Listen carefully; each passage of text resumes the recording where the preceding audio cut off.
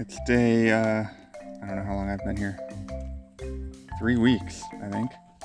Goats are still alive. We got Lonnie over here chomping down this yopon. Got Fiona eating my finger. Fiona bit one of the neighbors, and he's 3 years old, and his finger was bleeding afterwards, so that's a great start to neighborly relations building in Texas.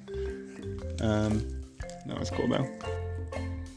This they destroyed and pooped all over the tarp, so soon, hopefully today, we're going to try to build a new hooch, which I will try to document. It's going to look roughly something like this. It's the shape, sort of an A-frame. Already got the base kind of put together, and then this is kind of a rough estimate of what it'll look like. I'm going to try to make it a little bit taller. I'm going to use this, our neighbor brought over this kind of fiberglass. He's using it for a chicken coop. It's pretty lightweight and it bends easily, so it should be perfect. The only thing that's not perfect about it is that they got a bunch of little maggoty bug looking things on them. So I don't want maggots around that much. So I'm gonna hose these down and then bleach them up, and then we'll see how clean I can get them.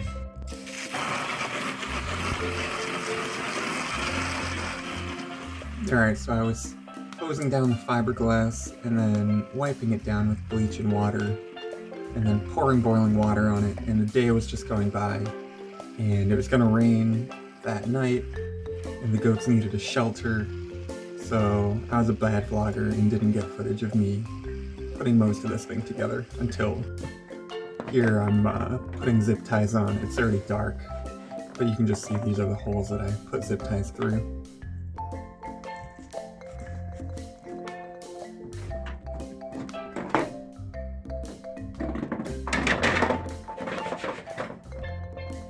Alright, they have their house. Let's see if they go inside. You're excited. Lonnie, come here. Hey, Lonnie. Hi. You get the whole one? Okay, yeah, you take the whole one. If you want to give the little one this little. Fiona. Fiona! Oh, they don't like to get wet. Oh, boy. Sorry. Real quick, and then you can... No, it's not you. Here you go. Oh, you're so cute. Okay, bye-bye. I'm going to let my hand get out. You're getting little...